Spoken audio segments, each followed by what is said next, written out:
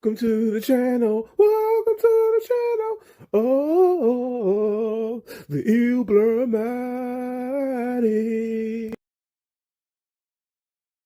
Welcome back to another installment of Ilblurmatic, and today I am finally back with one of my favorite shows on DC, like on CW, Stargirl, and this is Stargirl Season 2, Episode 1, Summer School. So this episode starts off in a different city. It's not in Blue Valley, and actually a different state as well, Illinois, with a character that were introduced, like two little kids named Rebecca and Bruce. So Rebecca is this rebellious little girl that lives in this Illinois neighborhood. And pretty much she had did something wrong to her mother, disobeyed her in trying to get this doll. Bruce is like the neighbor across the street from Rebecca that said, hey, come on to the birthday party. Like, it was creepy. This kid is a little creepy. Bruce is the weird little kid that's creepy. Rebecca is a little kid too. I thought Bruce had got hit by the vehicle that came across the street. Apparently he wasn't. Bruce is like, come on, like, don't you want to come to this birthday party? And Bruce convinces Rebecca to steal this gift from the birthday party. And the gift is a little odd, okay? So Rebecca opens the gift. It is a doll, like, and stuff like that. But this doll doesn't look like a regular doll, okay? The doll looks a little creepy, and then it turns into, like, another person, and I'm just like, what on earth? And Bruce seems like something's off about him. He doesn't seem like a regular little kid. Something is very off about him. And that's how it kind of starts off. But let's get to the other part of Stargirl. So Stargirl is doing Hero Patrol with Rick, also known as Hourman, Bev, known as Dr. Midnight, and Yolanda, known as Wildcat. And I think the team has grown tired of Courtney, also known as Stargirl, because they're like, yo, Courtney, Blue Valley is safe. Like, we've done our part. We've got rid of the villains. Some are locked up. A few died. And, like, pretty much the team is like, Courtney, you're becoming a workaholic, and it's looking bad because the team is like, there's nothing to patrol. There's no crime. Nothing's going on. It's peaceful. It's quiet. Blue Valley hasn't been like this for quite a bit, right? So pretty much, Courtney, now, the other heroes are like, hey, look, we're going home, Courtney's like, yo, what about this hero? What about that hero? And the team is looking like, there's nothing to really be worried about. Like, come on, girl. So Courtney comes home, and Pat is a little worried. And that's typical father-daughter type of relationship. He's like, even though that's not his real daughter, it's his stepdaughter, he's worried about Courtney because Courtney's like, 4 o'clock a.m. in the morning, don't realize that she's still a high school student.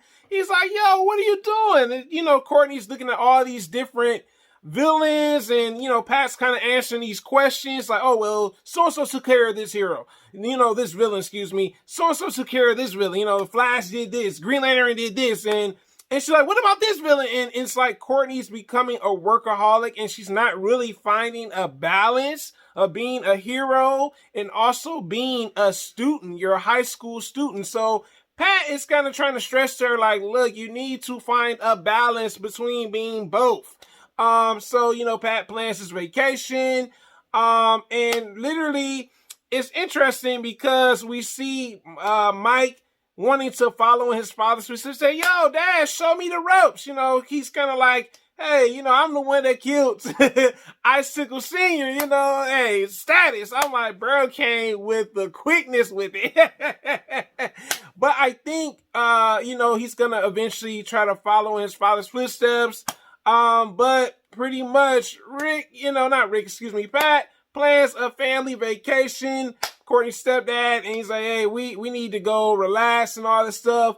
But unfortunately, things do not come to this. Pretty much, Courtney picks a fight with Artemis. You know, Artemis' parents are locked up, Sportsmaster and her mother.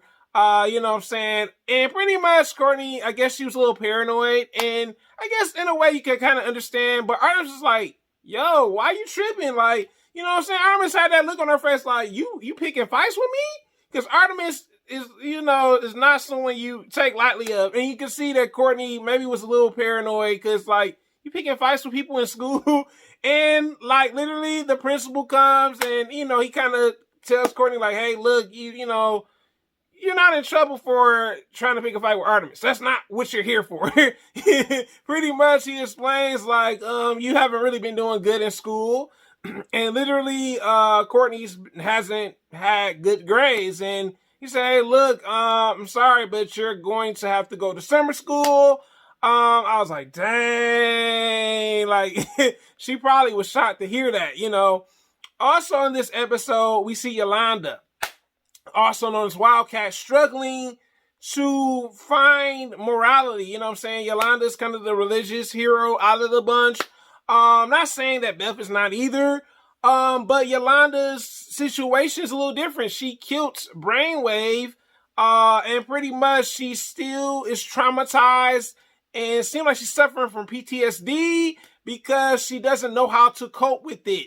And we see her and Courtney kind of having eyes. She's like, Courtney, like, hey, look, I wasn't there when you killed Brainwave, so I don't understand your situation. Courtney's like, look, I'm an outsider looking in this situation, so I can't really judge you for killing him, because I don't know if I was in that same predicament, would I do the same thing? And you can kind of understand, like, yeah, you know, if your life is in danger, you gotta do what you gotta do to survive, right?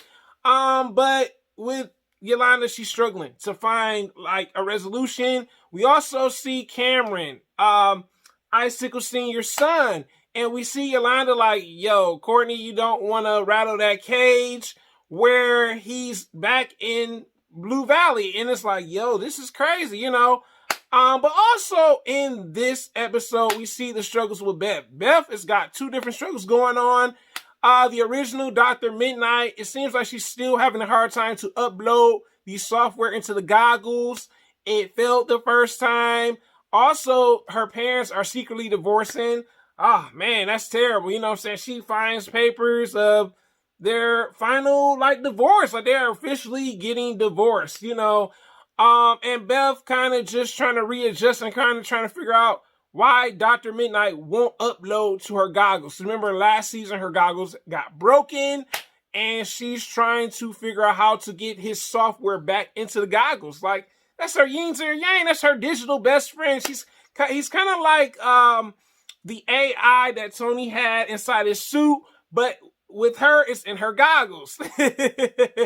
So also in this episode, we see some other things going on. We see Rick, also known as Our Man. Rick is out here, bro. He's got empathy for Solomon Grundy. My man's is out here giving Solomon Grundy beverages. He's going to visit Solomon Grundy like they're the best of friends. He bringing them chicken. I'm like, bro, like, you know, it was so weird because I was trying to figure out, like, why is Rick stopping his car to go visit? And, you know, the scene where it's at, it's like, it's out in the wilderness, so you know it's Solomon Grundy. And then, like, the footprint was, like, the blue, like, pretty much the, like, you know, you knew it was Solomon Grundy. You're like, yep. Bro going to visit Solomon Grundy. He going to feed him. He's giving them beverages. I was like, yo, like, Courtney's going to be pissed when she finds out that you're doing this, bro. Because Solomon Grundy is also a villain of the Injustice Society. So let's get back into this. So the next part of this actual episode was interesting. We see pretty much also Rick is going to be in summer school probably with Courtney, of course. But also we see that the Green Lantern Corps, Courtney finds out that the Corps is like something's going on with the Corps. And we see Green Lantern's daughter take the Corps. I was like, yo, the battle between her and Courtney was interesting. I was like, boy, this battle, Courtney almost like zapped her to dust. I was like, oh my God. And I love how the Green Lantern daughter shot her little thing with the ring. I was like, man, this battle is crazy, yo. And it's like Courtney's battles inside the home was crazy. I'm like, not again, not in the home again. I was just like, yo, this is crazy. You know what I'm saying? So the battle between them, and we see that Pat and her brother's like, hey, what's going on? And pretty much before her parents come down, the young lady tells her like, yo, I'm Green Lantern's daughter. And I guess, she took the core because she needed to recharge her ring. With the Green Lanterns, they have to recharge their ring with a lantern. So that's pretty much what she was doing. She was stealing the lantern. Courtney stumbled across it, her breaking into her actual home. And what was she supposed to do? Like, she's breaking into her own house, So we see that. Also, in this episode, we see Pat having to share his secret with a friend named Zeke about his suit that he created, the robot suit that he created. And it seems like Zeke is trustworthy. He's not like how Sportsmaster was. Sportsmaster was hurt when he found out who Pat really was. You know what I'm saying? Also known as Stripey. I was just like, ugh. But luckily, it seems like he has a new ally. I figured that we were going to see someone else like kind of stumble across Pat's secret. I'm glad Zeke is not like trying to figure out every little detail about what's going on with the Pat. He seems like he's a little trustworthy. I do like that aspect of his character. So hopefully Zeke is a trustworthy person. And that's very interesting. The best part about the ending of this episode, because this episode's been really good, because everyone's been going through struggles, okay? Let's get back to Courtney. Courtney actually came across Cameron. She spoke to him. But the grandparents is like, we do not want her around our grandson because they know the truth. They know that her actual, probably her identity, and also that her family killed Icicle Sr., which is Cameron's father. And I was like, Courtney don't know what she got herself into. So also, what I love about this episode, the ending. The ending was very interesting. We finally see Sydney, the arch nemesis of Stargirl, also her classmate. And in this particular scene, we see Sydney going back to Blue Valley High, the high school, and going to the secret hideout of the Injustice Society. And Sydney seems like she's got like a file. And literally in this file, I was trying to figure out first, like, what is in this file? She on a new mission or what?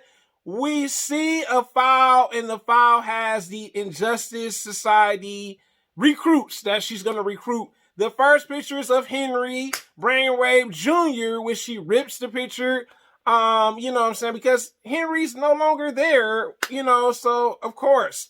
Also, we see Cameron as a recruit that she's probably going to recruit. There's another kid that she's going to probably recruit, and there's another individual that she's trying to recruit to, like, maybe kind of bring out the Injustice Society from what it is.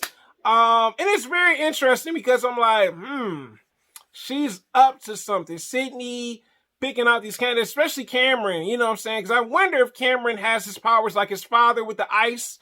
But like I said, I thought this episode was really good. I was like, yo, this kept me in. We learned what's going on with each hero, how they're dealing with normalcy, and Courtney trying to find a balance between the two.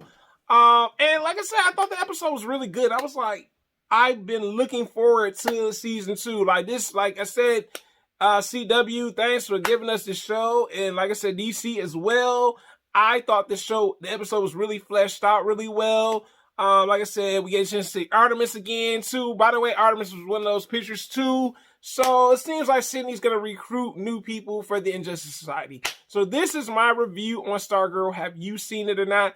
Until next time, guys, have a great day. And I'm out.